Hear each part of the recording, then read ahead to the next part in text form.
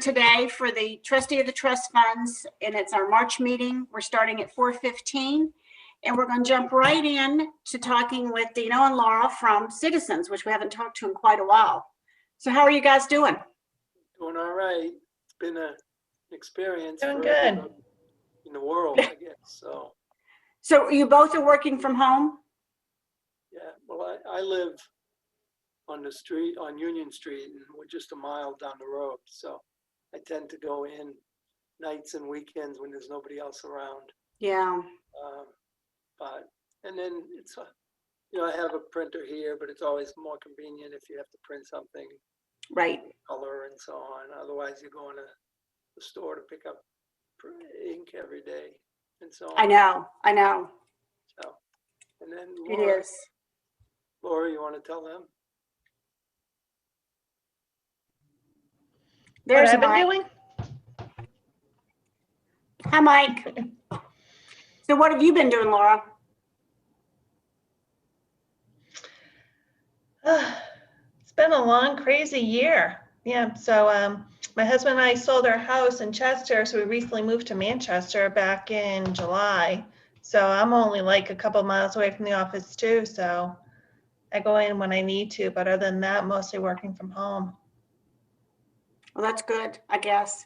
Now, I did get all the attachments that you had sent me. I downloaded them and forwarded them to the committee members. So everybody should have a copy of them now. Did you guys get that? Mike, Yes. Tom, and Sarah? Okay. Okay. Yeah. So I can just turn everything over. I know it's so different trying to do this on Zoom because I feel like we're so impersonal when we do this.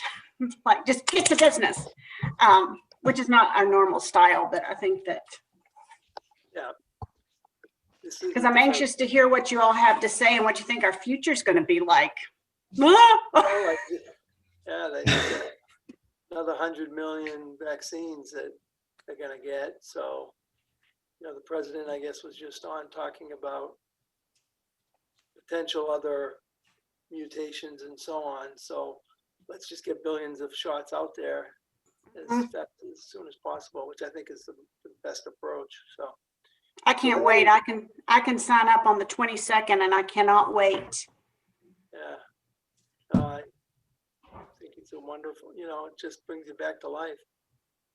Yeah, I'm scheduled to get mine on the 21st. Oh, good for you. All right. Hey, am I muted? No, You were, but you're fine now. Okay. I got my shot 2 weeks ago. Did you get Johnson & Johnson or which one? I got the Pfizer. I went with Tammy and they stuck me at the same time. That's awesome. does that mean you get stuck with Tammy? All these Yeah, years? I'm stuck with her for another So 30. when do you get your next one? 2 weeks. So I was about a month in between. Okay. Yeah, 2 weeks we're going in. Yeah. See, my daughter got the Pfizer one. She really had no side effects on her second one. We didn't have any. Yeah, In fact, should we be wearing masks? probably. Considering Yeah, you can tell we're all just. What's Sarah? I'm sorry. I'm not going to be able to get mine until who even knows? So I appreciate masks being worn around me. So. Well, that's because you're a young chick. I know. Well, originally I didn't think I would get mine until June or something. And so now for me to be able to sign up March 22nd and get it whenever, I just can't wait. So. That's wonderful. So, yeah. So I'm going to go back in time a little bit in big chunks and then move forward and talk a little bit about what's going on. Okay. Go through the portfolio. How much time do we have? Whatever you need. Okay. I'll try to do it in a half an hour, 45 Okay. minutes. No longer than that, although I do tend to go on at times. We'll give you this. Okay. I'm not there to kick them under the table. I know. Language, the cut on Zoom and WebEx and everywhere else. So we go back to the 2000s, and the S&P was down 0.9% a year for the whole decade. you go to the 2010s and the S&P was up, the bottom was March 9th of 2009. And it was up 13.6% per year compounded for the decade of the teens, showing you that if you just expose 100% to equity, how volatile it can be. And a lot of people we know got out in 2009 and never got back in. And so luckily there wasn't much inflation, but they still suffered purchasing power and didn't keep up with others.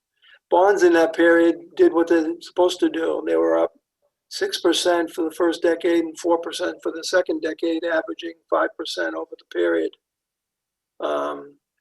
So even though they don't give you as great a return, they give you some support in the down market.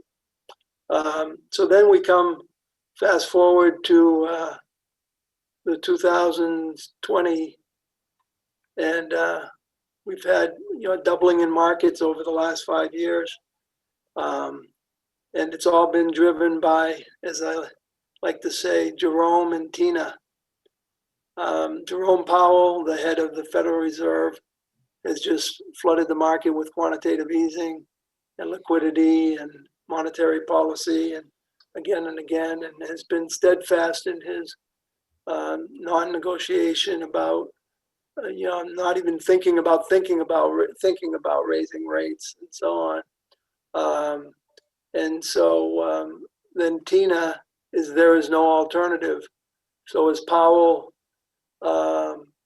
kept rates low and so on, there was no alternative for investors besides going into stocks. For a while, bonds gave decent returns as rates were coming down. You made the coupon plus the total return from the decline in rates. But prior to this recent increase in rates, the 10-year had gone from almost 2% to as low as 0.5% last June. And so if you made your 1.5% coupon, and then you got appreciation because you got a 10-year piece of paper that's paying 1.5%, and the current Treasury market at the time was 1.5%. So somebody would come up and go to the Treasury and said, "I want a Treasury security, and I want you to pay me 1.5 because that's what Tom has." And they'd say, "No, I'm not. You want to buy this for me? You got to pay me a premium because I'm going to go back with the money and buy something at 0.5%." So that's how the total return was well above the coupon. Now, as you get to 0.5% of the Treasury yield, then the person, Tom went out and bought a 0.5% Treasury with his $105, and you're going to make a 0.5% over the next year unless rates go down from there. And what happened is it's eventually you go to zero or you go to negative yields to maturity. So as you're going down, it's likely, and it didn't pan out as it were, that as rates went on a 10-year from 0.5% back up to 1.5, now bonds are down because I'm stuck for 10 years with a 0.5% paying bond, and somebody can go to the Treasury window and get a 10-year bond that'll pay him 1.5%. So when I try to sell, or Tom tries to sell his 0.5% bond, somebody says, "Yeah, I'll take that, but I'm only paying you 95 cents on the dollar because I can pay 100 cents on the dollar and go get a 1.5% Treasury right now." So that was the end of the line as we were getting close to zero. It was the end of the line for fixed income investments gaining more than just the coupon. So I come back to, do we like stocks? Do we like bonds? I still prefer stocks. 2 years ago in 2019, the S&P was up about 34%. Last year, the S&P was up 18.4, and earnings in that period were actually flat. They're actually a little down because of the recession. So the three ways you make money in a stock: the earnings grow, the multiple grows that you pay for those earnings, and the dividend yield. And so in 2019, earnings were flat, and yet the market grew 34%. The multiple went from 16 times to 21 times earnings. And you say, well, why would it do that? Because there was no alternative.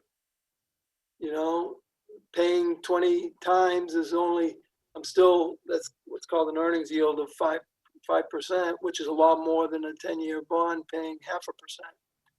So the multiple went up, and then this past year, the multiple went up again as earnings went from 160 on the S&P down to 140.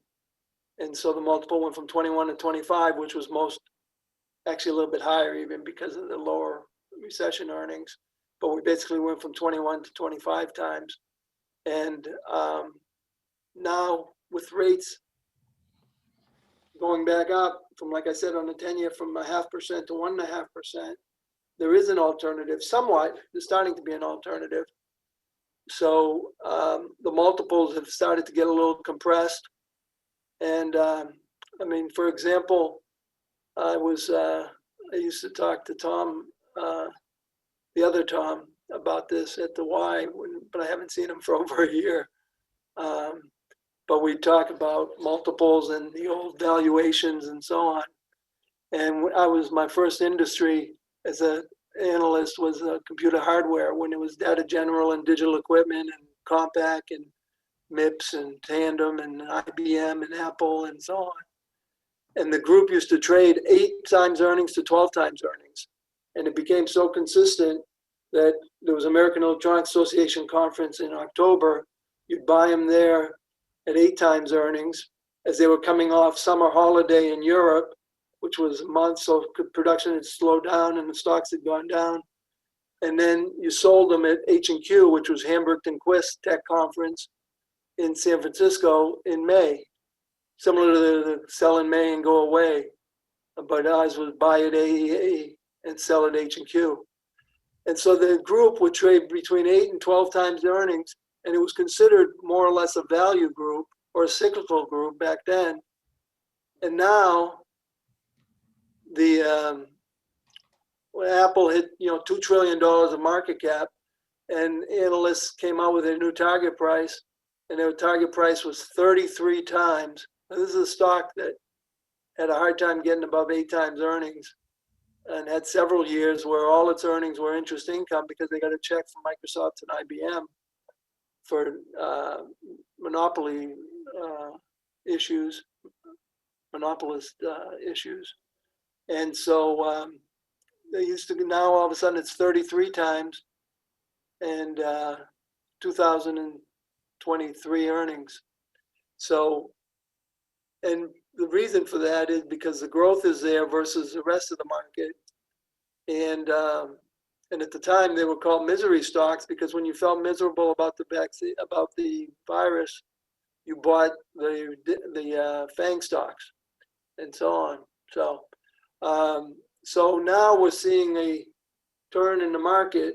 The multiples come back a little bit. Inflation's gone up a little bit, which there used to be a rule of 20 that you take the interest rate plus the inflation rate and it totals, the interest rate plus the PE and it totals 20. So when there was no inflation, like we've had for the last few years, say 0 to 1%, you'd pay 19 times earnings or 20 times earnings. Now they had to adjust that now. It should be the rule of 30 because multiples have gone higher, but the rule of 20. So then if inflation goes up to 7, 8% or whatever, then you'll pay less. The PE would only be 12 times because they're not real earnings growth because you're inflating prices, but you're inflating your costs as well. So we're back where bonds are unattractive. Stocks will be driven now by fiscal policy, not monetary policy that we've had for all this time.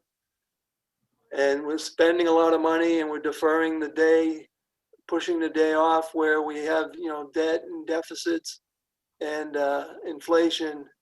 And so that'll be the next, juncture in this market. And I think in terms of valuation, if the economy comes back and comes back strongly like it's expected to, 7% kind of GDP growth this year. And if it does that, then you'll have strong earnings, and you'll pay, if you got, best case as I see it, you get to $200 of earnings in 2022 and maybe even 2023. And you pay 20 times for that, and that's 4,000, and the market's at 3,900. So there's not much room there. But again, until we hit that balancing point where, I don't know if it's 2% on the 10-year or 2.5, but at some point there will be an alternative. And what it's been up until now are the Bitcoins of the world and so on, the Reddits and Robinhoods and all that stuff. But people have started to play some inflation type and recovery type stocks, the financials with the curve steepening and rates going higher. Real estate's been strong with multiples so high on real estate and so on. So my expectation is there's not much quantitative upside in the market right now. I see 4,000 as kind of the topping out. But if we really do conquer this virus, and there'll be, I said all along, and it started a year ago, the week that we make progress with a vaccine, the market's going up. I don't know if it's from 1,000 or 5,000, but it's going up 5 or 10%, which is what it ended up doing.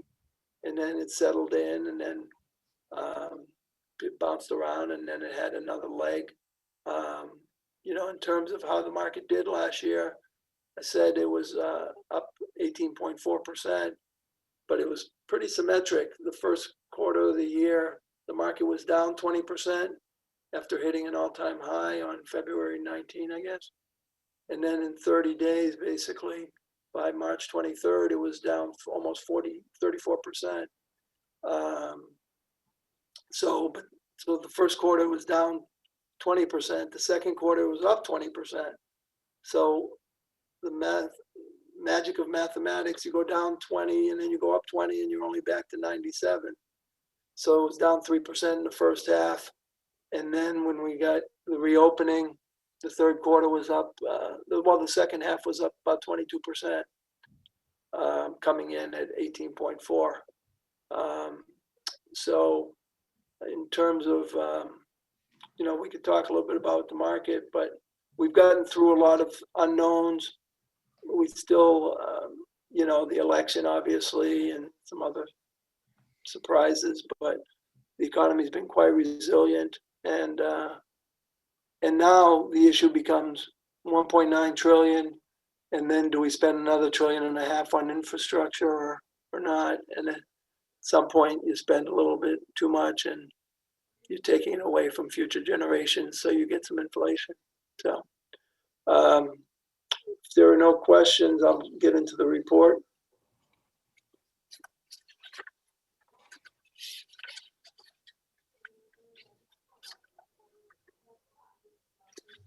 If you go to page 1 of 22, the numbers are in the top right.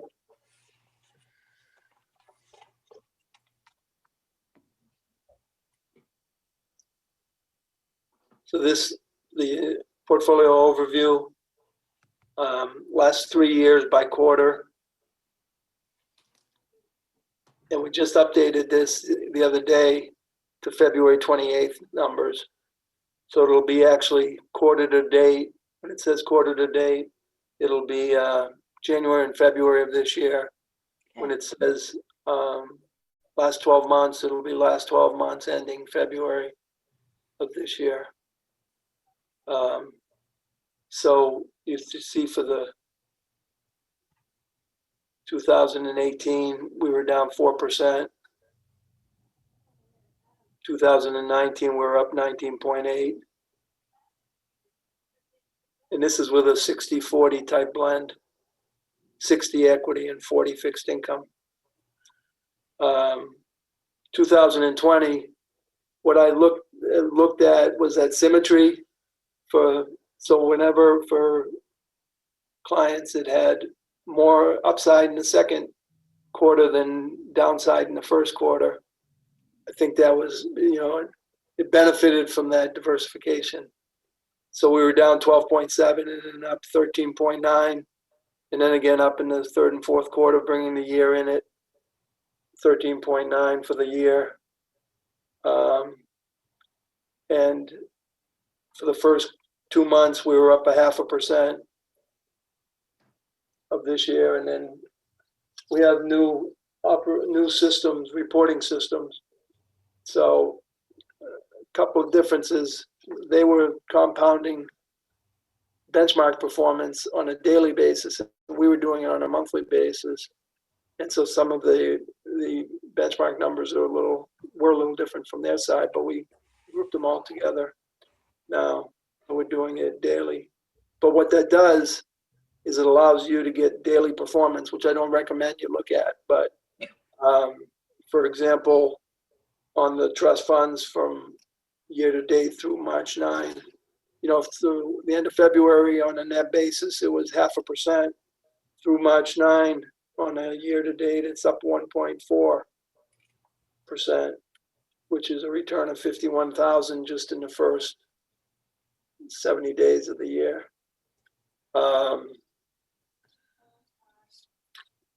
And so if you look at the 9.6 at the bottom right on page 1 still, that's compounded for the 3-year period.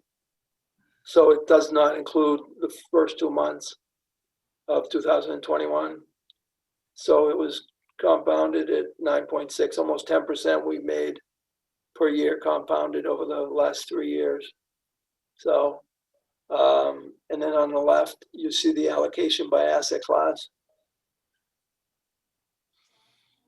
We're underweight fixed income. The mix would be 40% fixed income. I'll show you other charts on the asset allocation, so we don't have to look at it there, but we're overweight equities and underweight fixed income. And then So Dino, sorry, do you mind if I ask a question? No, prefer it. So basically, was it due to the mix that we have that we were actually more protected in that first quarter of 2020 so that we didn't lose as much as what you were talking about with the average? Yep, absolutely, because bonds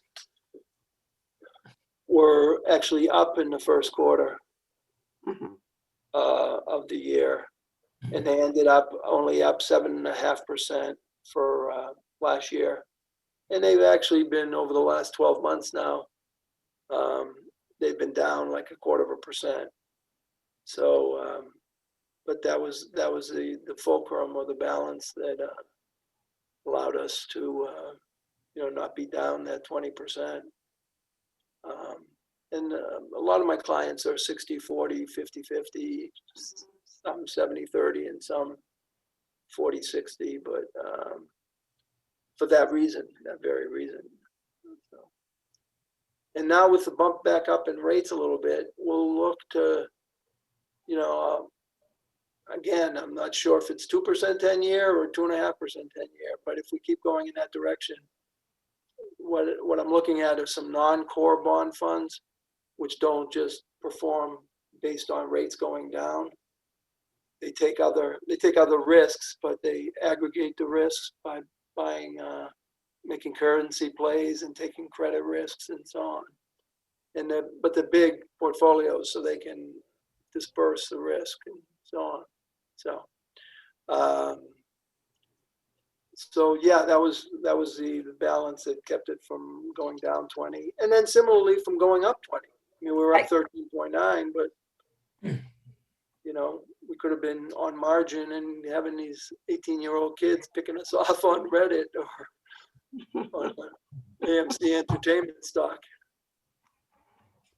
So, so on the left, the quarter to date is January and February. Started at 4,164,000, net flows of 4, gain or loss of 19,000, ending at 4,179 at February 28 of 2021. For the last 12 months, February to February, started at 3.5 million. Net flows are minus 42,000, 704,000 almost of gain, bringing the value at the end of February to 4.18 million. Okay. Looking at page 2 of 22, you see basically a 4 quarters. It's this normally be 4 quarters when we do it on a quarterly basis, obviously. But now it's 11 months. In that period, we've added 0.5% to cash, took fixed income, and a lot of this is relative performance, obviously. You get the drift, and we watch that drift, and you know, fixed income went from 35.8 to 30.8, or down 500 basis points. So if it goes under 30, then we'll take some action and buy some fixed income. And we're not that far from there. So 62.7 went to 67.3, or up 4.6% for equity. And a lot of that was from performance. Again, you see the asset allocation on a macro superclass level. Equity 67, fixed income 31, and cash just about 2. Turn to the next page, page 3.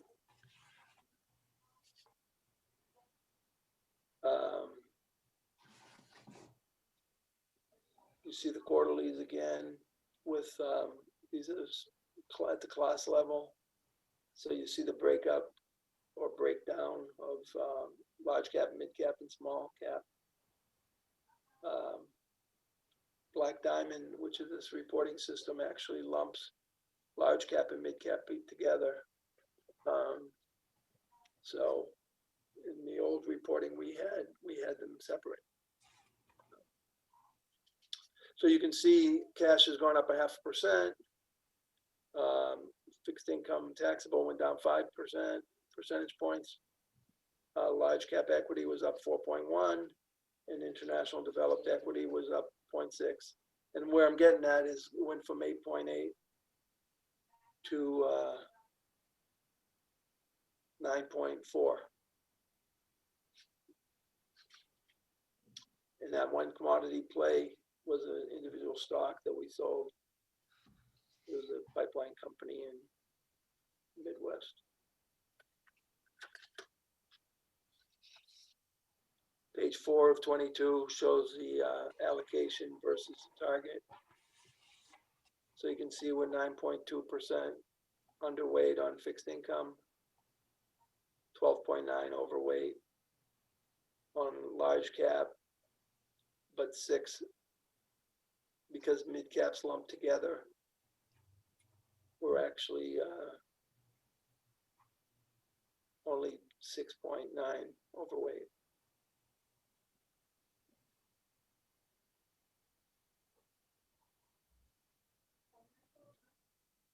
Bottom of that page just shows you the allocations again for our actual allocations.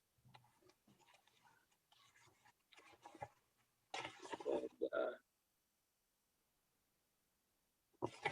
on the right, it shows the allocation by fixed income and equities.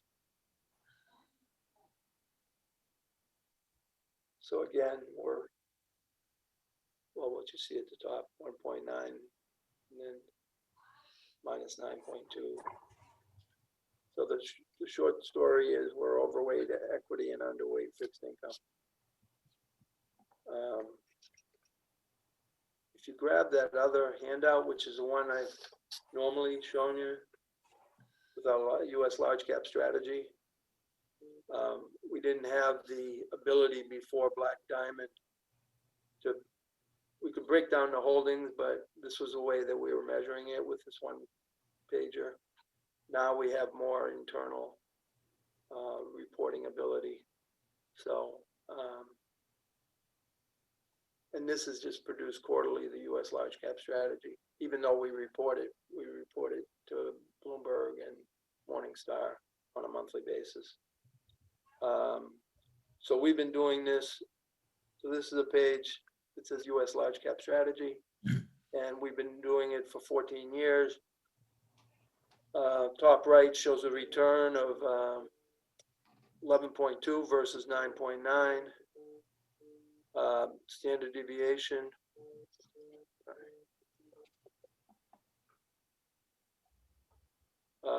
Standard deviation lower, which is what you want to see.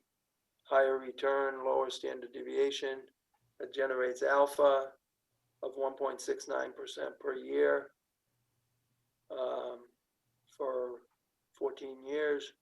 The beta is less in the market, so we're taking less risk. The Sharpe ratio combines risk and return per unit of risk. So a higher number is better. So that combines return and the standard deviation in one metric. So that's about the S&P, which is good. The up capture, if the market's up 10%, we're up 9.90 on average over this period.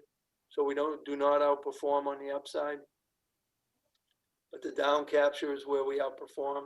If the market's down 10%, we on average have been down 9.112 over that period. So that middle table on the right, the risk reward one since inception, shows you, where you want to be. You want to be lower on risk or standard deviation and be higher or in line or slightly higher on return. And then you can see in the middle where it says trailing returns on this page. For the first time in years, we actually underperformed for the 3 months and ending 2020. And that was because we have a slight growth bias. And we sold like UAL and Boeing and stuff last year. So we increased the growth bias for a little bit, which was working when the FANGs were working and has worked for 14 years. But recently we've reduced our growth bias and moved a little bit to value. But that being said, we had a growth bent in the last quarter of the year. So the S&P was up 12.1, we were up 9.8.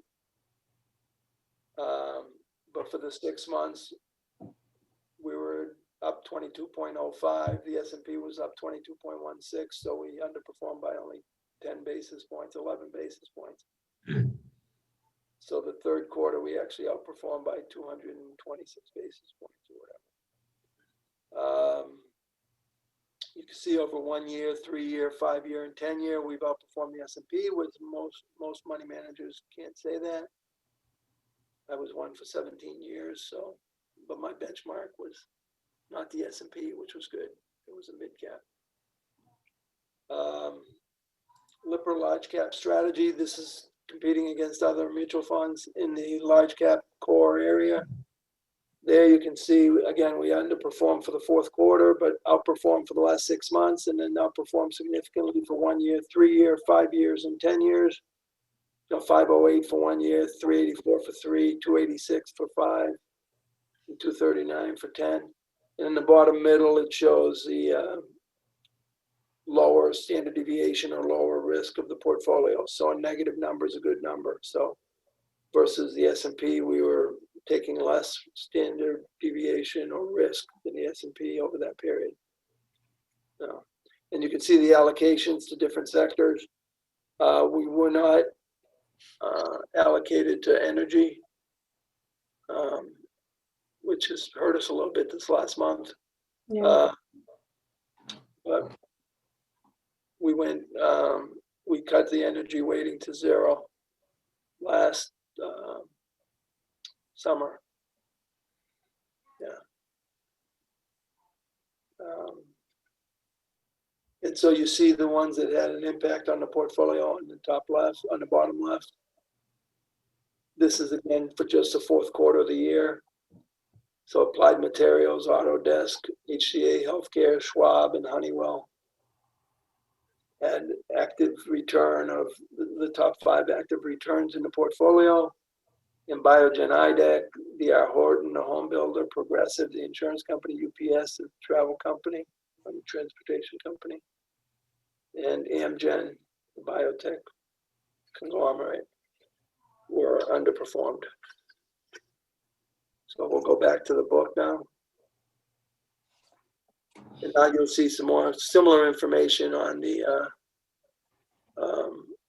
equity, individual equity holdings. So you can see, I'll just highlight over this period, consumer discretionary went up 300 basis points. Financials went up 280 basis points. And materials actually went up 150 basis points. And then the ones that went down were technology went down from 31.3 to 29.1. So we cut back our tech weighting a little bit. It was a time last year where the FANG stocks were 21.1% of the S&P. So every SPY, S&P ETF, where you put $1 in, 21 cents of it went to those 5 stocks.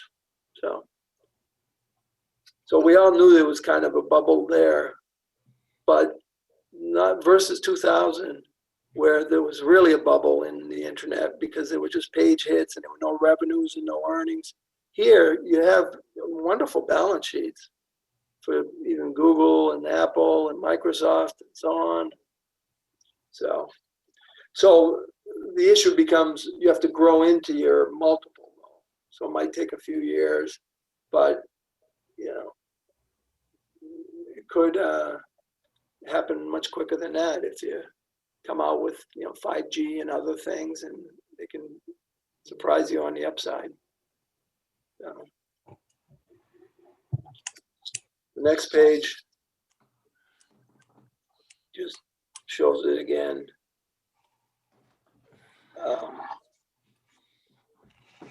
In terms of the allocations on the bottom of page 6, I'm just going to highlight the ones that are over 2%. Amazon's 2.9% of the portfolio.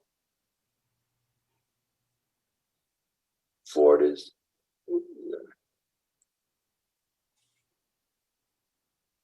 Home Depot's over 2. No, Ford's over 2%. We just started buying that position. Yeah. Usually we take a 1% position. So I think part of that is its outperformance recently. Like I said, we just added it a few months ago. We'll highlight the performance from these stocks in a couple of pages.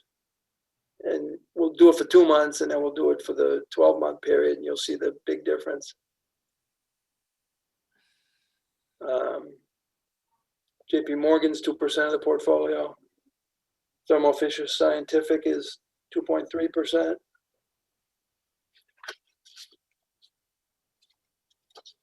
Apple is 6.2% of the portfolio. Applied Materials is 2.3. Microsoft is 6.1. PayPal is 2.1. Alphabet or Google on page 9 of 22 is, you add the 2 together, it's 5.1%. Going back to page 7 of 22, I just now noticed that we were in Johnson & Johnson, but we must not be in Johnson & Johnson anymore, correct? Under healthcare? Yes, I think, yeah, I know we got out of it, so.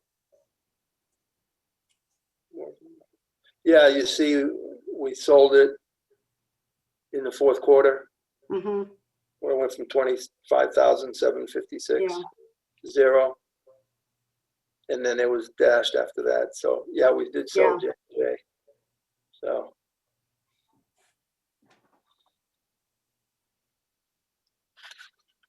I mean, it's You know, interesting to pretty look. rock solid. It's like the only, it's AA at least. It might even be AAA. It might be the only company that's AAA.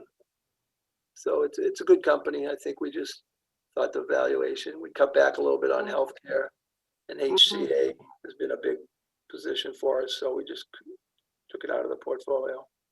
So what we do for our screens, we use Ned Davis Research, and they screen the portfolio. If you go back to the large cap strategy page, it has the different characteristics on the top, on the left side, like return on invested capital, earnings estimate revision, operating margins, and so on. So we give those screens to Ned Davis Research, and they run large cap names through it. And like most screens, the 1s and 2s you look to buy, the 4s and 5s you look to sell.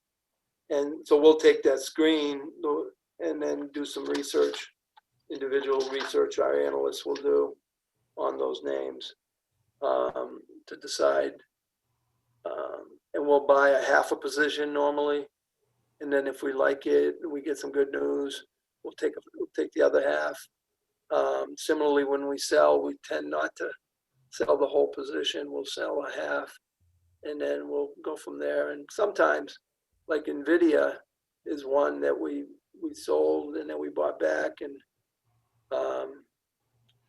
it was up like over 100%, I think, in the last 12 months.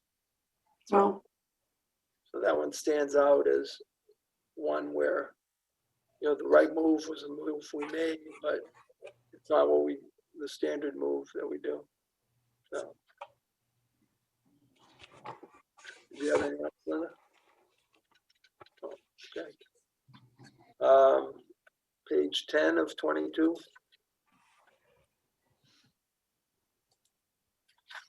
This shows a fixed income portfolio, and we're in mutual funds here rather than individual bonds.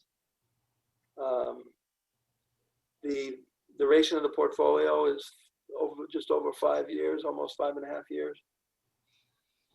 So it's a rough rule of thumb that if rates go up 100 basis points, the value of the portfolio will go down by the effective duration for 5%. We run what's called the shock analysis, where this would be more on individual bonds, because here, like these funds have 4,000 bonds in them, so you would just look at the overall duration there. But we will run a shock analysis, and just recently I ran one for a client last week, or a trader ran it. It was only like 2.5% for a 100 basis point move. So, and for 200 basis points, which is a pretty big move for the 10 years to go from 1.5, after it started at 0.5 to go to 3.5. That would be a pretty good shock. But it was still only a few percent of its, the value of the portfolio of the bonds. And then this is where I'm looking at some non-core bond funds, like a PIMCO income type of fund, or a BlackRock strategic income opportunities, for example. So,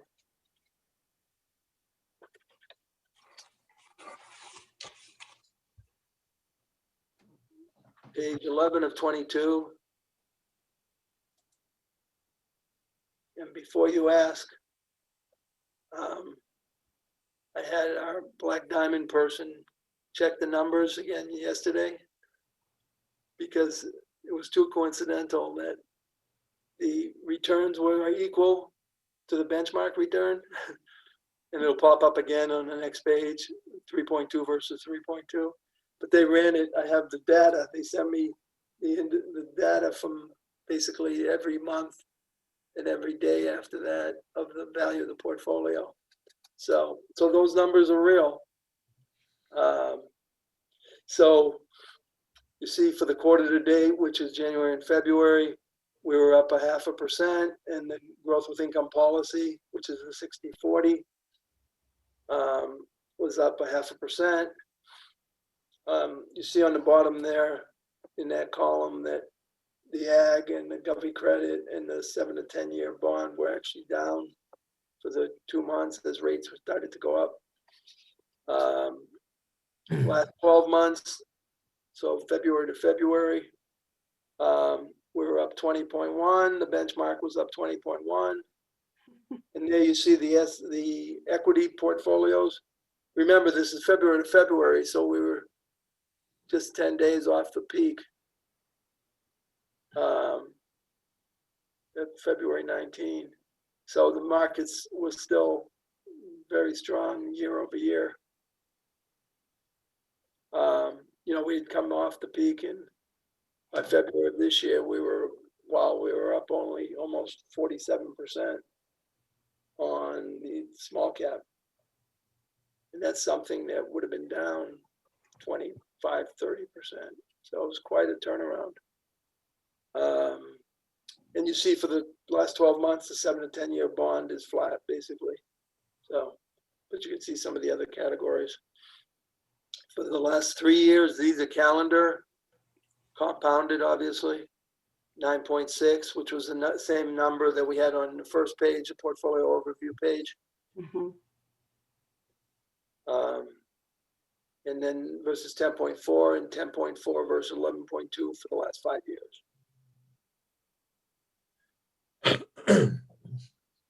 You can see for 5 years, bonds still have underperformed.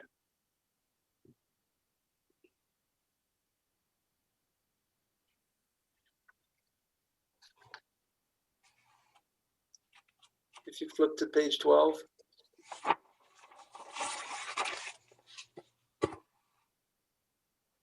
we were last 3 months, we were 3.2 versus 3.2 on the benchmark. The return for the last 6 months was 6.2 versus 6.8 for the benchmark. Last 9 months was 17.2 versus 16.5 for the benchmark. And 12 months is at 20.1 and 20.1 from the last page. And then you can see, for example, how we did in the sub asset classes. For the last 3 months, we were down 1.7 on fixed income, but the Barclays Ag was down 2.0. So you'll see that, for example, here, we outperformed in every category, but we underperformed the benchmark overall. And that has to do with the way we're compounding the returns of the benchmark, because the returns for the portfolio are what we make. But the returns for the benchmark, like if we started January 1 at 100, and January 15 we were at 50, and January 31st we're at 100, the return of the portfolio was 0. But if you were compounding daily, the first day, you know, you measured plus 1.2%, then you compounded that the next day at minus 0.5, the next day at 1.3, you know, as it's going. So a volatile market makes compounding more often more beneficial. So anyways, it's just a technicality, but that explains. So to finish up, 1.7 versus down 2.0 was Barclays Ag. This is under the last 3 months still. The large cap equities were up 5.8 versus 5.6 for the S&P. And the international developed were up 7.3 versus 5.9. So they beat it by 140 basis points. And you see the same thing for 6 months, 9 months, and then for 12 months, we outperformed for bonds and domestic stocks and underperformed by 30 basis points, 22.7 versus 23 for the IFA.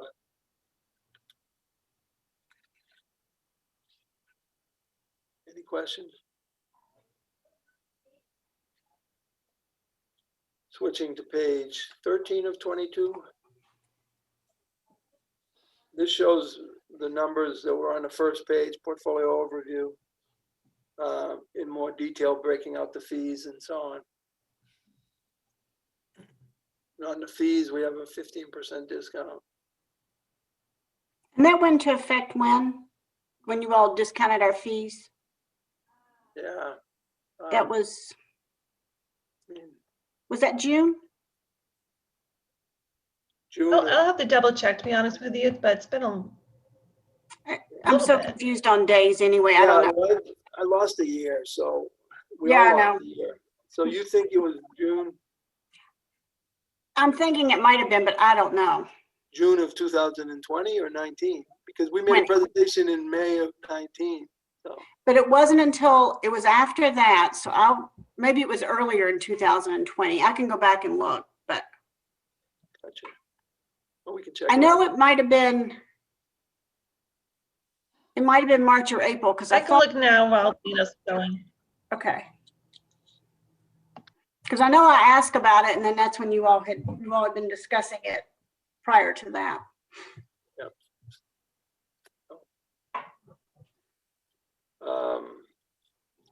Page 13 of 22 shows those numbers again. And you see the returns that we've already gone over.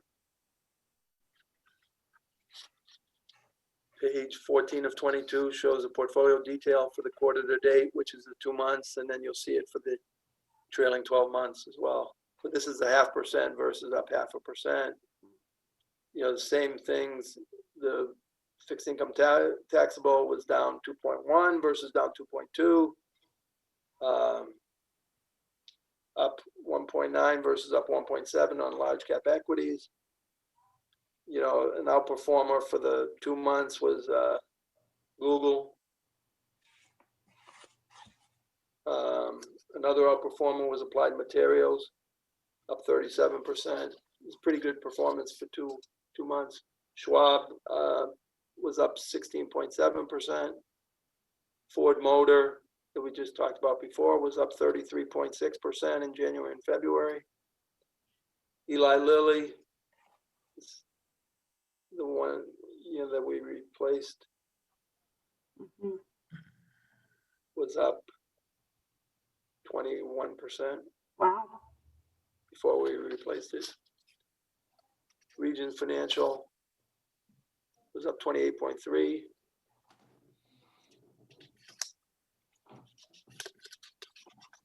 And then that's kind of, it's just so short term that I included it because next month or 2 months or 6 months from now, when it's September, then we can do a third quarter, and then a year to date.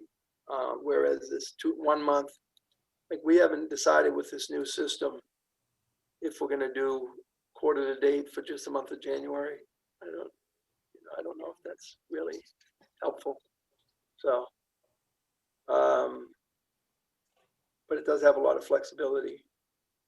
So for the the trailing 12 months on page 17, you again see that fixed income taxable was up 2.5 versus up 1.4. And then you see large cap was up 35.1 versus 31.3. So here again, we start at the bottom in February of 2020, and we end at the top in February of 2021. Mhm. So you see large cap is up 35% versus 31%, and stuff like Google's up 52%. These are real numbers, Yeah. I have one client, she's quite elderly, and she put her, like almost a cent in there, and she put her money, I invested her money, and by chance, it was March 23rd. So it was the bottom of the market. So I felt so great. It was like, she's late 90s, and I was like, well, you might as well enjoy it, So, so Amazon was up 64. Apple was up 79. Applied Materials was up 103. Boeing was down 40.6, but that's not a good number because we sold it. Are we in much other travel? No, we had the United Airlines Continental that we sold that too. I know we were in Marriott too, right? Yes, I don't think we are. Oh, wait, Yeah, we are still in there. Yeah, yeah, we just talked about it yesterday. So, it's the CEO, who was a non-Mormon, just passed away, Arnie Arneson. Not Arnie Arneson, that's a politician in New Hampshire. Yeah. His last name's Arneson. I'm trying to remember. Now, are they expecting to try and make a comeback, do you think, in the next 6 months? Well, what? Marriott, are they expecting to make a comeback in the next 6 months with all this change and? Well, the whole key there is valuations on the real estate. You know, you got RevPAR, which is rate available per available room, revenue per available room. RevPAR is, is down 20, 30, 70%. So the numbers are going to look okay coming back, but they're, they have a lot of franchises too, where they'll just get the management fee over and so on. So they're good, very good company. So, it really just comes down to behavioral issues. Do people, are they comfortable going into a hotel? Right. And traveling on vacations and all that. So, yeah, that's most of the exposure we have there. JP Morgan Chase was up 47. Eli Lilly was up 64.7. So that's been a big performer. Microsoft up 44.6. I'm on page 19 of 22. There's that NVIDIA, they up 165.9. Two below that, which is another big position, is PayPal, which was up 139.8. Phillips 66 was one of our, Phillips 66, and I think Chevron were our last two energy sales. Not the best timed. Energy kind of bottomed and has been pretty good. So PNC, with the curve getting steeper, the rates going up, was up 76%. Target, with Bill Ackman still there, was up 80. Texas Instruments was up 55. Thermo Fisher was up 55. You see, we sold United Continental Holdings, down 39.6. Again, that's distorted because it was out of the portfolio too. So, so it's not like we sold it right at the top or at the bottom, for that matter. But look at UPS. I mean, that's incredible. Yeah.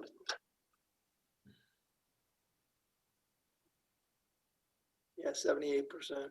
And a lot of these, you would never have predicted that it was going to do anything like this. No. 13 months ago. No, you didn't know what was going to happen. No. I mean, we were worried about surfaces. Wiping down everything, wiping off everything. There was no talk about masks or so on. And there were those mind-boggling ventilators, and stuff. And it was just scary. It still is scary, but it is. So, I mean, was it Finland? One country just had like its worst breakout in Northern Europe, but just really bad, like they're on their 5th wave or something. So I just hope that we make it through this and we don't, we're not fighting it for the next 5 years. I know. And eventually the market will settle in and react to these surprises in a more balanced way. But up until now, it really just acted on what Jerome Powell was saying. They put in $6-7 trillion, our economy. It took a whole quarter of our whole GDP for the economy and put it in printed money and let the Fed Treasury print it and the Fed put it in the market, in the economy. So, and then that one oak that I mentioned was a commodity play. That was our only exposure, and then we got rid of that. And that was a bad, I don't know how much of the 56 down we got, but we didn't make any money while we owned it. So. And then that's it. How am I doing time-wise? You're fine. Okay, yeah, 5:15. Yeah. And I can let you know the fee discount went into effect January of 2020. Oh, see, I told you I can't keep track of time. I have no idea. What was the reasoning? Yes, behind- What was the reasoning behind that? I don't remember. Well, we wanted you a long-standing client, and we wanted to show our appreciation. And, you get, as you go up the hurdle from 3 million, 1 million to 3 million to 5 million and so on. Yeah. There are some economies there, and so. Okay, I just want to make sure someone didn't strong arm you, No. I just have to worry about your brothers, I guess. No kidding, no. So Thank- what do you think is going to happen the next 6 months, next 9 months? Any ideas? I mean, because, fuel's going out of this world, metals priced out of this is going up so much. Bitcoin, What was that? Bitcoin. Yeah. I still can't even wrap my head around that. I just don't even get it. So, well, it's going to still be driven by interest rates. So it's going to be that ability to control rates from going up higher. See, when the rates are higher, it's the higher cost of capital for everything. You mentioned Marriott. If you can go get there's a building, $10,000 of cash flow it throws off a year. I can go into a bank branch, and I'm making this up just for round numbers. The CD rate is 10%. So I can buy a CD for 10%, or I can go buy this building that's going to give me a return. So how am I going to price that? I'm going to price the building based on a 10% return, because I might get a little growth in rent over time and whatever. So I'll pay $100,000 for that building. Okay, now we get monetary ease, we get all this quantitative easing and stuff, and we get a slow economy, whatever, and interest rates go down. So now I go to the bank, CD rates are 5%. Now I'm only getting 5% there. So then I go back to the building, same exact building. Let's say it happened within 5 minutes. And now I'm comfortable bidding on that property, getting a 5% return. So what can I pay and get a 5% return with $10,000? $200,000 instead of $100,000 for the building. So the value of the building just doubled. Nothing happened fundamentally or economically or anything.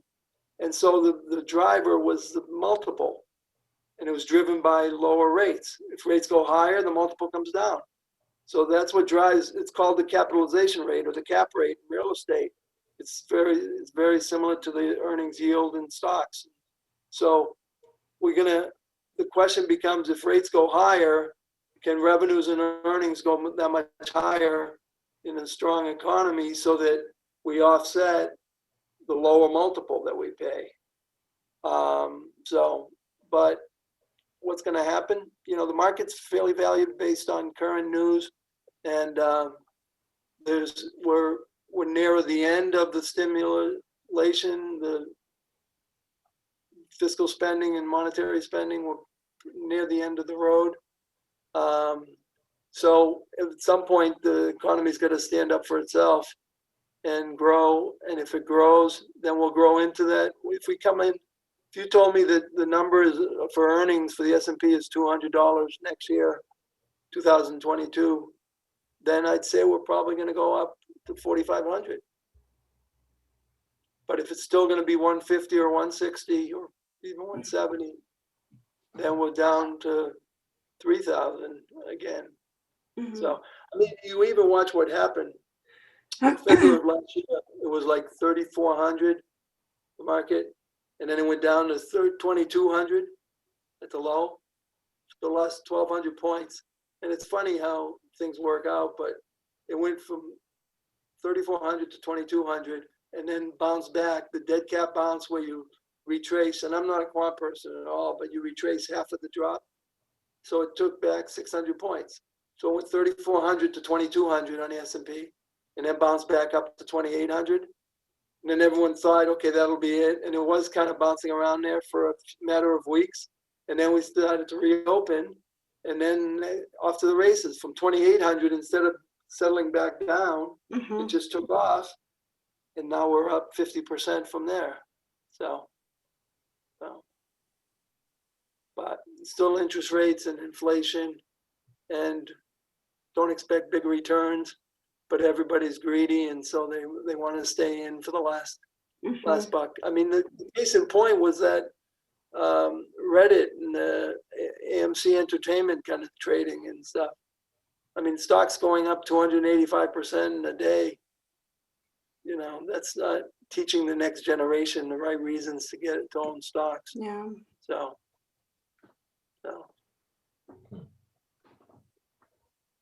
Any other questions? I don't have any. This certainly has been great, though. I had forgotten it'd been so long that we hadn't been together. Yep. No, it's different times setting up these meetings. Well, it is, and everything from last year to me is just like a blur. Mm-hmm. Yeah. It's kind of, you know, scary that, like, my mom's 94, and she just, like, the last year she was sitting in her house, basically perfectly healthy, Right. go walk around, but just sitting in her house. I mean, when you're 94, you don't have that many more years. No. No. And there's some 94-year-old that just said, forget it, I'm going to go visit my grandkids, my great-grandkids. Yep. I'm going to get on a plane and I'm going to do whatever. Mm-hmm. And I don't know who's right and who's wrong. See, I don't know either, because we still have people at the store. I'm telling you, trying to run a retail business during this time has been incredibly challenging. Sure. But we still have people that will come in and refuse to wear a mask for whatever reason. And part of them are almost so volatile with their emotions that we're like, just get them in, get them out, you know. And I'm still amazed that the employees are just still so dedicated to the mask and the hand washing and everything. You just kind of, I guess you just get resigned to it, but it's a lot. Yeah, yeah. But, you know, you wear a mouth guard playing football, you wear a helmet playing football, you wear a helmet. You know, you wear your seatbelt going in the car, you know, it's true. You kind of get used to it. Yeah, but some people, some hockey players wear the half visor. Mm-hmm. You know? So they protect them from some stuff, but if you get a stick or underneath there, you can snap your nose or lose all your teeth. But that's the trade-off that you're willing to make. So I know. Yeah. Oh. all right. I miss hugging people. That's what I can say. Well, yeah. Yeah. Well, there's gonna be one big hug when this is all done. Yeah. I know. Time. It will be. Worldwide. Well, thank you all very much. We appreciate it greatly. Well, thank you for your business, and thanks for entertaining our discussion today. It's great. And I've kept in touch with Lori this whole time, but just via email. Mm-hmm. She's been very helpful as usual. Good to see you. It's good to see you too. Good to see you guys. Yeah, Michael. Thanks for Okay, coming. enjoy the nice weather in the next couple of days. No kidding, huh? About time. I know. I know, but that means the snow's going away. I don't mind that. My wife's skiing at Cannon, or was skiing at Cannon today. Really? I'm gonna find out how conditions were, but it Yeah. seemed like a nice day. On Union Street, it seemed like a nice day. Yeah, I just think it would almost be too mashed potato-y today, but maybe at Cannon it would be okay. Yeah, we've had a few icy days, that's for sure. Do you ski a lot? I love to ski, but we only go to Pat's just because we have season passes and it's 10 minutes from our house. But yeah, that's been my sanity for this winter, which has been good. No, you need something. So I know. Because if not, and then I was just really worried about even how it would be from protocol standpoint, but they did a great job. So I didn't have to worry too much about it. It's just goggles and glasses do not go together. And mask, goggles, glasses, and mask. I have that problem with my glasses and my nose. Yeah, I mean, it's ridiculous. It's just constant fog, but Fogged up. yeah, it is. Well, thank you guys very much. We appreciate it. Yep, we do. And we'll let you know if we have any Thank questions. Yep, perfect. All Everyone be right. well. Oh, you know what? See you later. Before we leave, hold on. I just remembered. I had a few comments on the IPS, Okay. On the what? the investment. The investment Oh, okay. policy. Kind of things, but I figured I might as well give them to you now. Yes, wait a minute. Let me find mine. Okay, I've got it. And I'll see, some of these are just grammatical, so we'll see if we agree, if we can be. Yeah, because we decided to go kind of pretty much unchanged. Yeah, no, and that's, the major pieces are all perfect, are all Yeah. fine. So these are just kind of, like I said, grammatical type of things. Okay, I'm ready. So, And are you, Dina, are you looking at the one that has Thomas Clow as the alternate? yes, Okay, yes, I am. And I'm Okay. looking at him as I speak. There's investment risk and return objectives. Mhm. I don't think you need a comma there. Where? Oh, and between After- investment risk, okay. Yeah. Okay, The bottom of that page, I just questioned, the manager will provide portfolio performance compared to an appropriate benchmark. We have, you mentioned it later too, that there's a total fund benchmark, but we use a lot of benchmarks. So I don't know if you want to make that plural or you're comfortable. I put a question mark there. okay, so maybe Could be change it to the benchmarks. manager. It would be the manager will provide portfolio performance compared to appropriate benchmarks. Get rid of Okay. and add an S. But again, That makes sense to me. okay. Okay, Next page, just to be consistent, where it says time horizon. okay, The investment, instead of the investment horizon, it should say the investment time horizon, because on the first page, you labeled it time horizon as well. okay,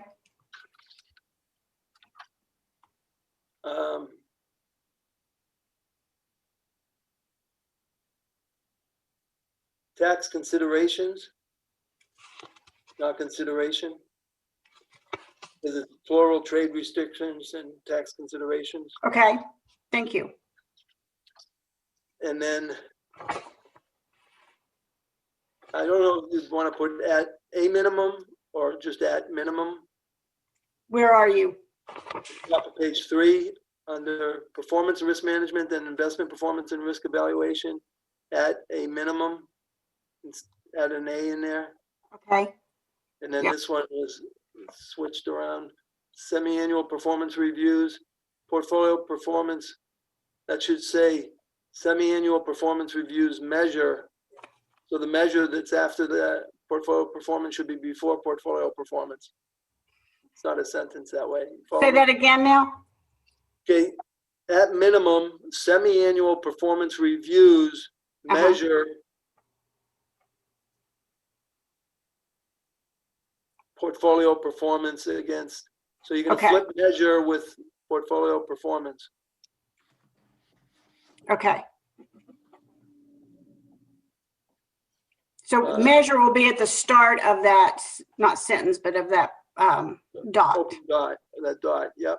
Okay, Against the following total fund benchmark, again there, I put a question mark, you could have benchmarks, plural. okay, And fixed income,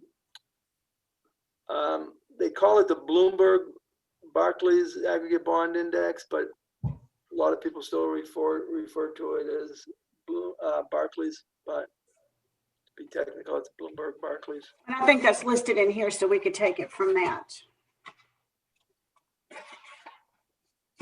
Yeah.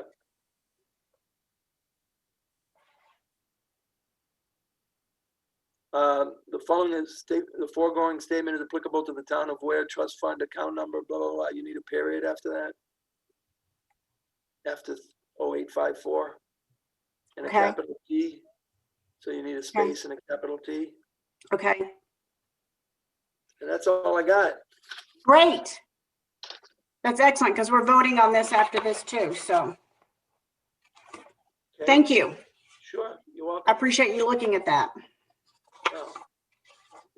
You're welcome. Okay. All right. Good seeing you See guys. ya. Good to see you too. Be All well. right, thanks, Thanks a everyone. good one. Bye-bye. Bye.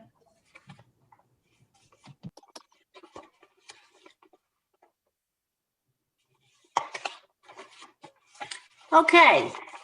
Sarah, are you still with us? Still here. Yes. Okay, so we'll try and, I know we've still got quite a few things, so we'll try and go through those as efficiently as possible. The first is the approval of the minutes from February 10th.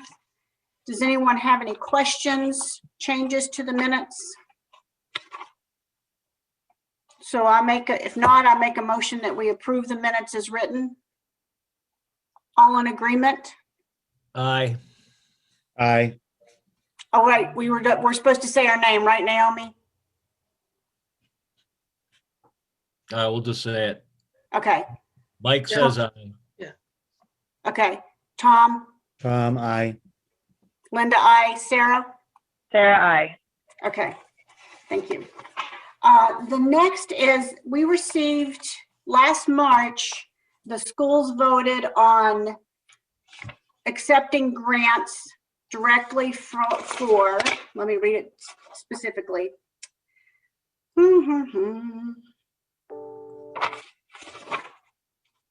For capital improvement, capital reserve funds funded by one-time adequate education grants. So the amounts that were listed in the bond were a different amount than what we received as checks. And I spoke to Chris Roy about that, and that was because the language says up to that amount. And you will see in the package I sent you, he sent us the detail on what was appropriated for the vote per vote and what we actually received. So therefore we received two checks, one for $401,898.33 that needs to be set up as a capital reserve fund for John Stark.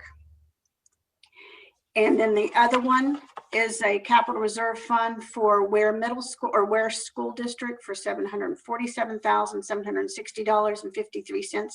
These go into set up a special reserve funds, and they will use those based upon their need within the school system. So I make a motion that we accept these checks and start. I had some questions on this Sure. because it's pretty significant amounts of money. Yeah. So these were funds that they received in a grant and did not spend. They actually had not gotten them until just recently. We just got the checks. Okay. And was there like a specific thing like that they applied for the grant to use this money for? I can It answer just- that if you'd like, because I was on the finance committee. Yes, please. It was a one-time allotment from the state for infrastructure needs. So it was money from the state of New Hampshire that was a one-time grant. So I don't think they had to apply for it. I think they got it as an allocation depending on their enrollment at the time. They were supposed to come in October, I thought, but so I'm pretty sure I'm correct on that because we had long discussions on it back last January or whenever, when it was coming before the finance committee as to how they were going to hold on to that money. So Linda, are those numbers reversed on our? They are. Yeah, I Oh, thought so. are they? Sorry about that. John Stark is the 400,000 and Ware is the 747. Sorry about that, because I have them right in the, for the bank purposes. Mhm. So when that money is asked for in the future, it's gonna come through us, correct? It will come through probably go through the school board like normal, and then Okay. they send us, like we've got in here, requests for reimbursements, and it's supposed to be for infrastructure, Well, so that's it's, that was my next question. What, They'll be more like the vouchers we see than them like asking our permission. right, that's exactly right, and it will be for capital improvements. So, right now, they've completely exhausted the school fund once we vote on that, and the school improvement fund and the roof fund. So this will be used for infrastructures, and it says it's supposed to be for capital improvement plans. okay. Yeah, and I will change, well, you have it on your agenda, but I can't believe I reversed that after I spent so much time on that. Because I did talk to Chris a few times about this to make sure that we were all set with the amounts being different. I didn't want to just accept it unless I knew that for sure. I was definitely just, especially now being like voting time and kind of all the talk about taxes going up, I was kind of alarmed to see such significant amounts like from the school kind of being like stowed away without like not hearing anything about it. And like, I don't know, if it wasn't money that was used this year, like why wouldn't it be used to like lower taxes? I was surprised by the magnitude of those numbers.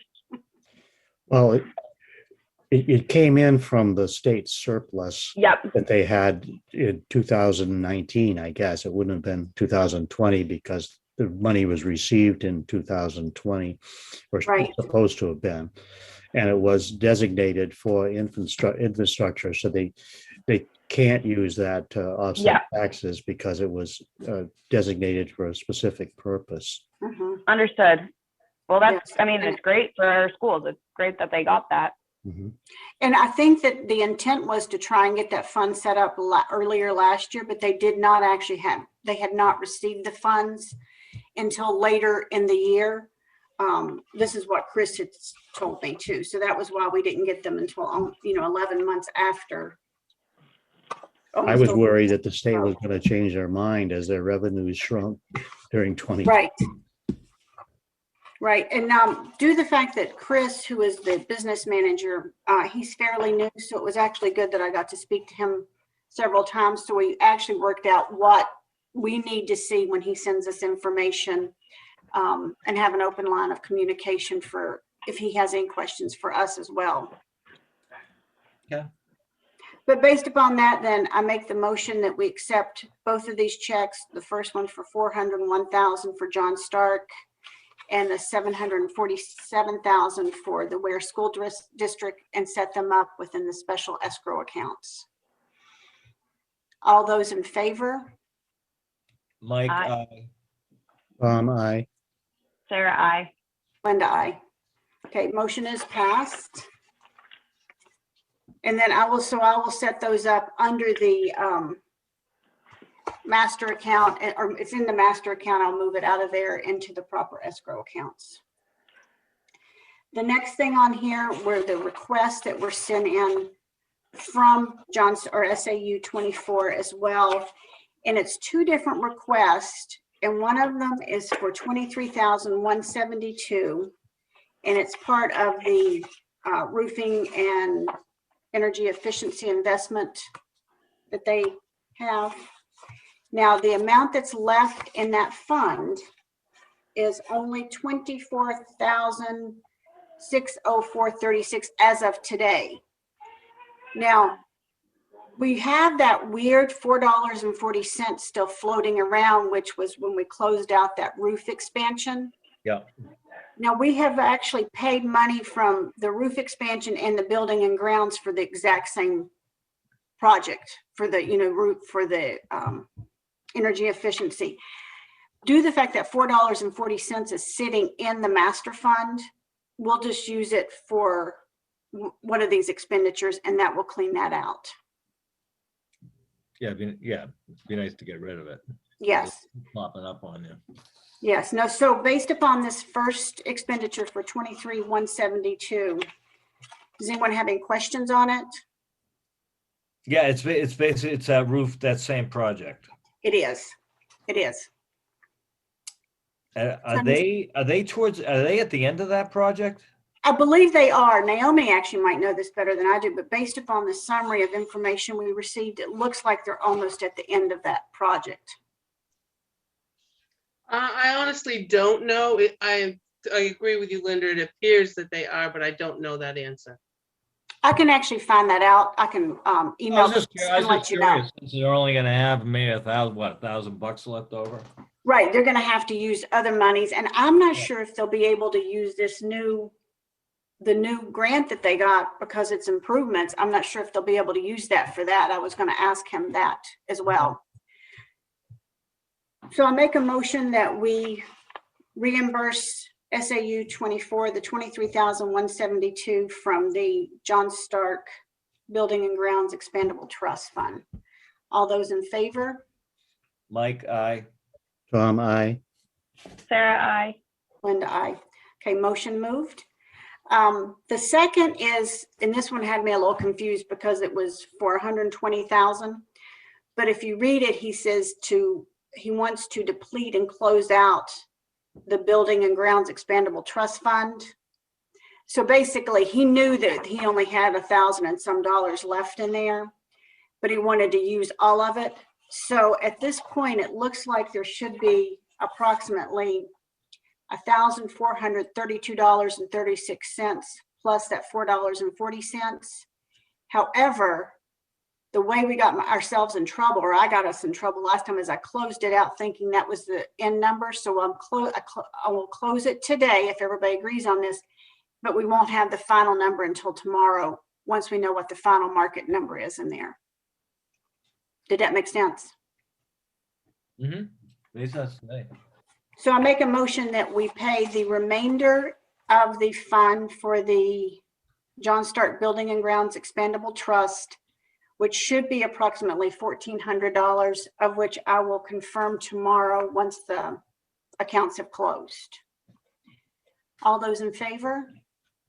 Mike, I. Tom, I. Sarah, I. Linda, aye. Did you have a second on So- that, Linda? Oh, we've not done a second on any of these, so yes, please do a second. We don't need that. No. Okay. We should have, but I get so confused on this little Zoom thing that it drives me crazy.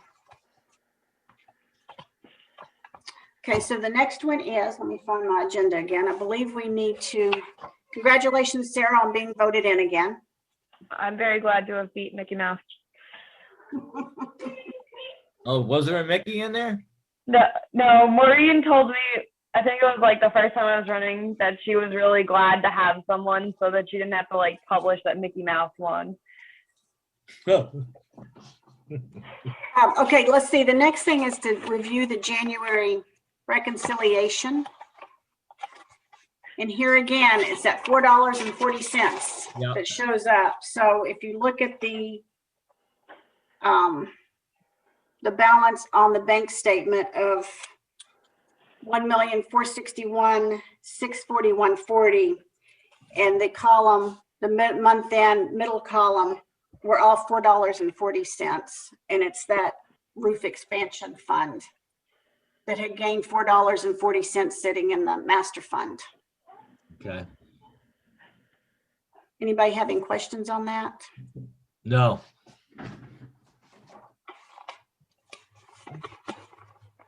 Thank you, Naomi, for doing that one.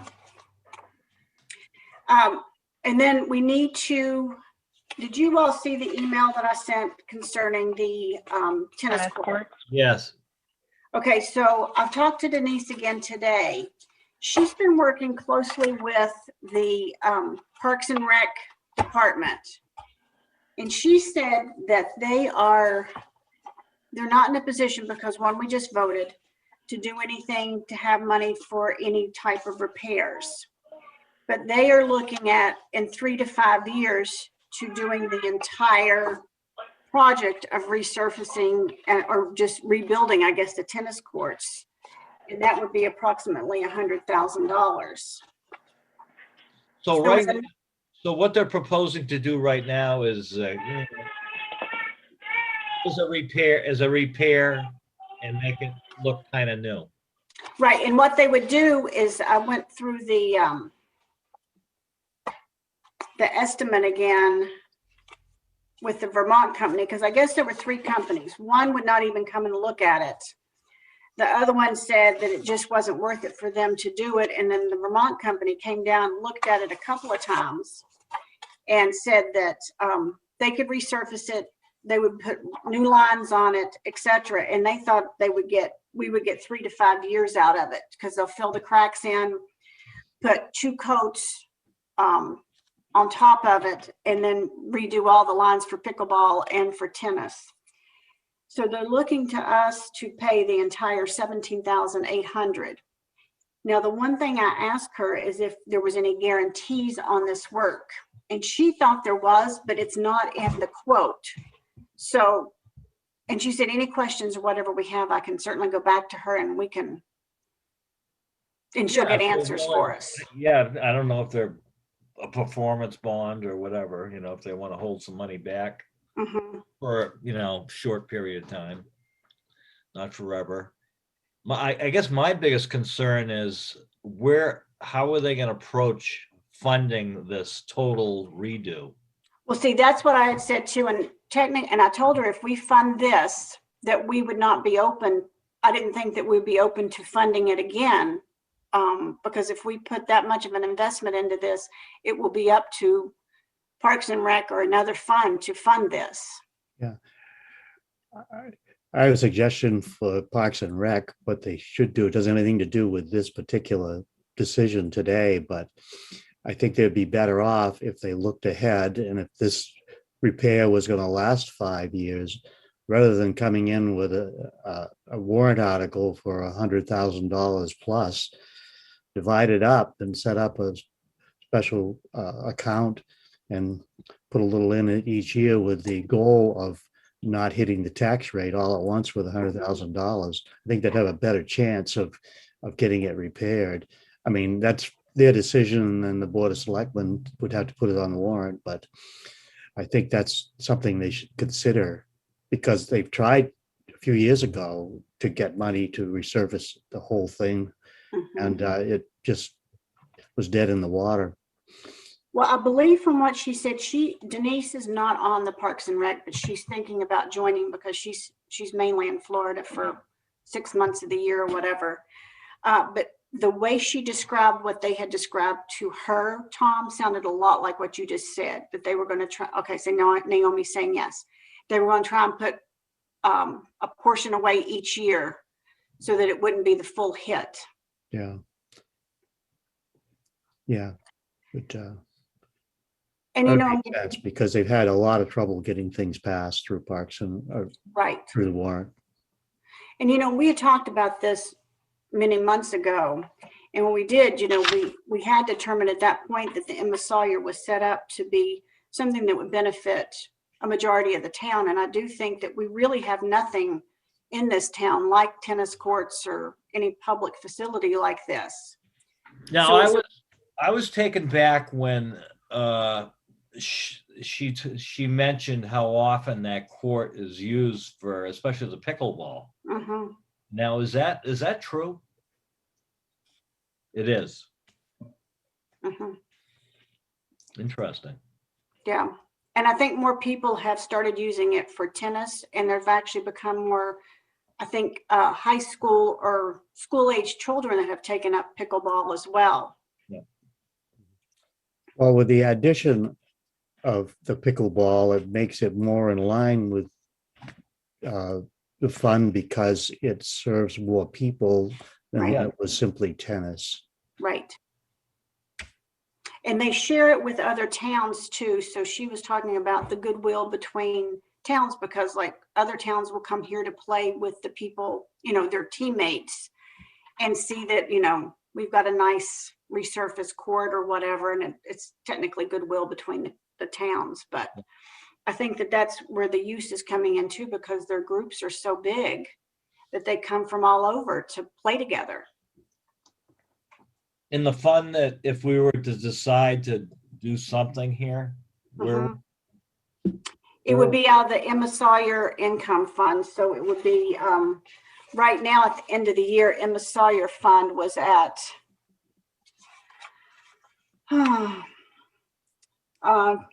total income at the end of the year of last year was 77,991,000. We haven't tapped into that for anything else. Not this year. Now, the year before last, we did, That sign that's still in yeah, writing. the sign, and then the Oh, yeah. PLC. Because the PLC came out a part of that Okay. in the but that was in prior year. And this falls under like the unusual use that doesn't fit under any other category to qualify for her fund. Yes, it would be to benefit a majority or a Oh, segment okay. of people in the town. The only other thing that was available was that Ware Charitable Fund, but there's hardly anything in that from the standpoint of income at this point. Yeah, there's only $3,000 there. So, if we're not able to fund the entire amount, then this project wouldn't get done this year because, budgets have already been done. There's no money set aside. So if this does not get done through Emma Sawyer, then there's not going to be any repair to it. And that's I'm just telling you that there's no pressure there. Yeah. I guess, I mean, I don't have a problem with it. I think it's a good, I'm happy that people are using it, rather than have to sit there. And it's obviously it's not going to be used. Probably won't be used as often if it's in disrepair. Well, I think at this point it's probably dangerous from the standpoint of the okay. Yeah. I think it's dangerous from the cracks and everything that's in there. So the people who are still trying to use it could end up getting hurt. I think it's also a bummer to let something that was a gift to the town, right? So to let something that was really a truly generous gift just kind of disintegrate in front of our eyes would be a shame. Right. Now, does anybody have any questions I can go back to Denise with that would make you feel more comfortable or? Yeah, I mean, your first one, what type of guarantee, are they going to put on their workmanship? And then I think that from the standpoint of when they would like to get this work done, I'm sure they'd like to get into the queue as soon as possible to have it done as soon as the frost is done. Yeah. So we could always vote on it with the stipulation that they do have some guarantee on this work they're going to do. So that if they do, then they could move forward with getting into the queue and getting a commitment from them. Mm-hmm. Well, we would have to, I guess, agree on whatever finalized contract. Is that what you're saying? Yeah. I guess So I'd be curious, like, it's a major expense. So like, should they have to go through a similar procedure that like towns would have to, where they have to get like 3 quotes, like not necessarily go out to bid, but. They actually tried with 2 other companies and they just refused to bid because one said it just wasn't worth their time and energy to come and do it. Gotcha. And then I think that it was similar to, and wait a minute, I have names of. I think I vaguely remember that from her coming to talk to us, actually. And then she's just talked to them again in the past few months. I can actually get her to tell me the names of the places, and she told me today, but it was funny. She was sitting on the beach talking to me. I told her I could be very mad. So Linda?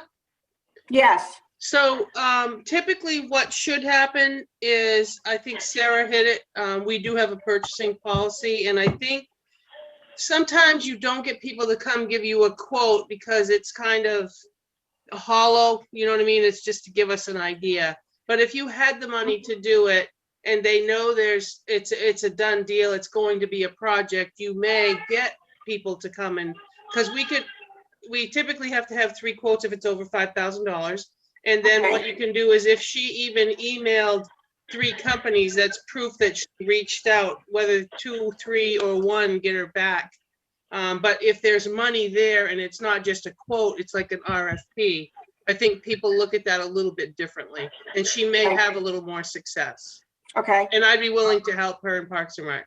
How do you hide the dollar amounts from anybody that's interested? Like You obviously. don't put it out there, you just put out the amount of, you put out what you're looking for an RFP, Yeah, and you've got the right to reject and accept any and all bids. So, you could ask for it itemized, you could do parts of it, you could do, things of it that you might not do the whole ticket, but you might have enough to do parts of it. But I don't know, I haven't seen what she got for quotes, which if you took the quote and kind of put a scope of work together and work in the reverse, Mike, yeah. don't tell them what you have for money, is just work in the reverse and ask them for itemized quotes and see if we can go from there. And she could use what she got from the company that responded Yep. to ask the other people who didn't respond for competitive prices. Yeah, and we as a town, I could take responsibility and put it out to bid, put the ad out, okay. and then we could do the RFP and go from there. So she could send all this to you because she has the quote that she could email you. Absolutely. Or, I could too, but I think that needs to be her or the rec committee or something. Yeah, the rec committee is going to meet next Tuesday, so if we could kind of get moving, I see where they want to go, and that would be a great boost because there is an awful lot of people that use it and they do tournaments. Like you can go to one town and do it, and you can play this town on a weekend, and I think it's a great thing that is being used. So Like how would you advertise it and allow, these companies to know that, oh yeah, they are really gonna do this project? Because you put out an RFP, it's not just picking up the phone and asking them for a quote. Right. So it'd be like in the news, sometimes it's in the newspaper and like on the town website. Right. Yeah, it's not just looking for a quote, Mike, or an estimate. Yeah. We're looking for someone to do X, Y, and Z. Yeah. So that means that you're not really just looking for a quote for town meeting or a budget price. Right. You're looking to actually do the project. Right. And they'd have to have insurance, they'd have to have a lot of things. Yeah. Yeah. Right. And so by doing it that way, it kind of like making sure they have insurance and kind of checking them out through the RFP process would also guarantee that like level of workmanship you were worried about. I think it would put a few more quality checks in the process. Linda, I didn't. Naomi, how do you guys usually bond? I mean, the workmanship. How do you usually handle that? Well, typically I'll ask for references, and then we can either tour it, we can see it, we'll call people, we ask for 3 or 4 references. That's really what we've done. Usually if they ask for 3 references, they also offer you projects you can go look at.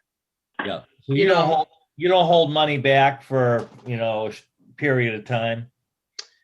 We've held some back. In some cases, everyone is different, but if you feel comfortable holding it back for a few months, we could do that and just write it in that fashion. Yeah, I don't want to turn people off either, Right, exactly. One of the things we will do for projects is like, it's reimbursement as you go. So like if you finish a component, okay, we can pay you for what you've done. So we're always kind of holding the remainder of the payment until you've completed it. And then I think for most projects, we hold about like 2% as a maintenance bond or performance guarantee. We usually hold it for a year to make sure that whatever they did holds up for a year.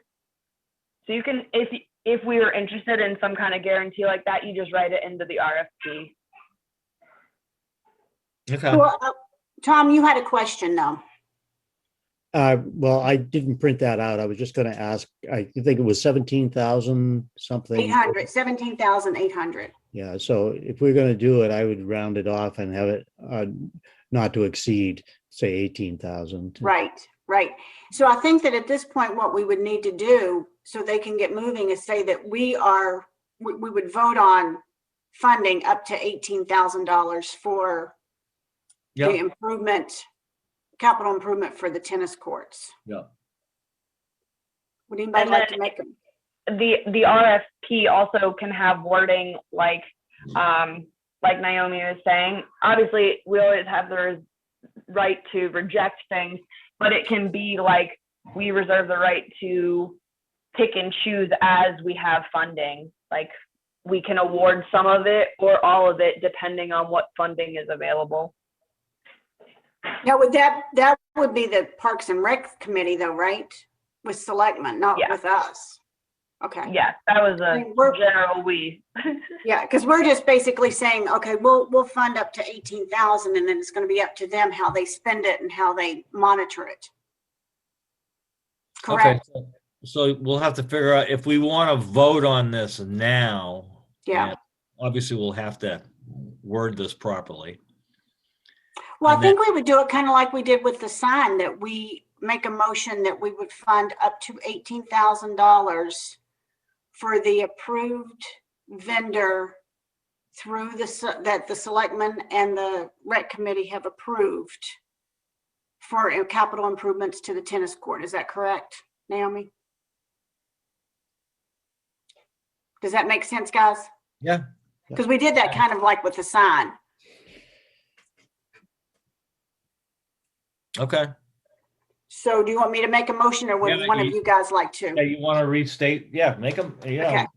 a motion, restate it, and Okay, and then we can work on the wording, Sarah, and we'll try and do this the right way. I make a motion, or yes, I move that we approve up to an expenditure of $18,000 for the capital improvement for the tennis court based upon approved vendor from the selectmen and the rec committee.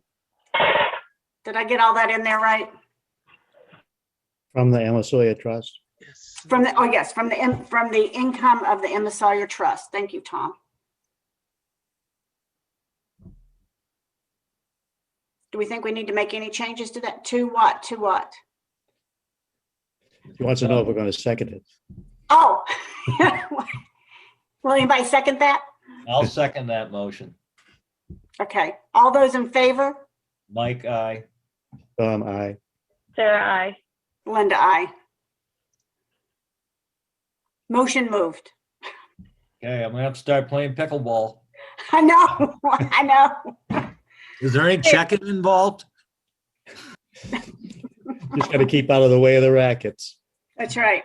Okay, we have two more things, guys.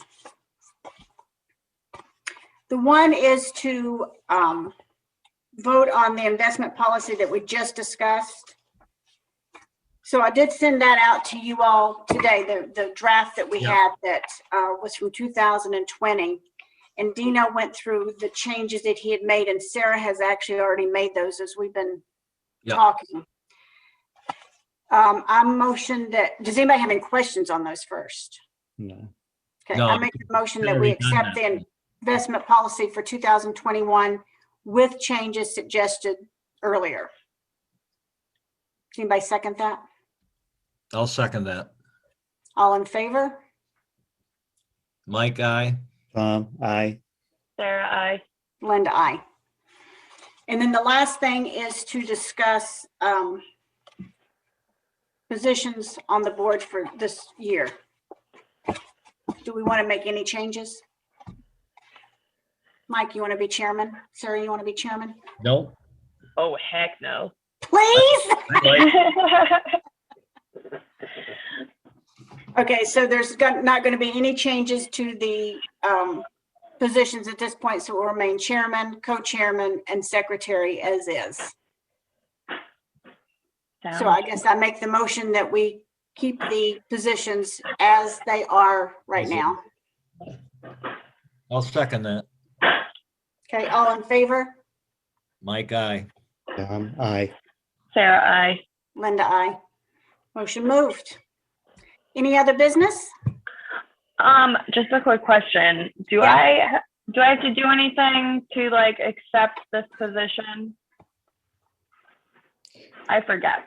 So you No, have you- to, Sarah, you have to now be sworn in. Yeah. Yep. Let me get back to you because I think we were gonna try to do them all Monday night virtually because the town hall's closed. Okay, yeah. So basically, we would have the selectmen read it, you'd raise your hand, and it would go back and forth, kind of like you're in person. But we're Okay. gonna try to do it because the town hall is closed right now for the Yeah. rest of the month. So I have your email, I'll reach out to you and Okay. let you know, because we're gonna try to do everybody at once. And I've never filled out those forms before, but I filled them out and sent them back to Karen today. Okay, perfect, thank you. Yeah, it's just the ethics form. Apparently for the Just last the 3 years, ethics. I've been on my own code. Just kidding. That's funny. That's funny. So any other business? Did everybody find it informative from Dino's presentation? Yeah, a lot of it just goes right over your head though. It does, but I just thought it was interesting to look at all the ways that COVID has affected so many. Look how sweet.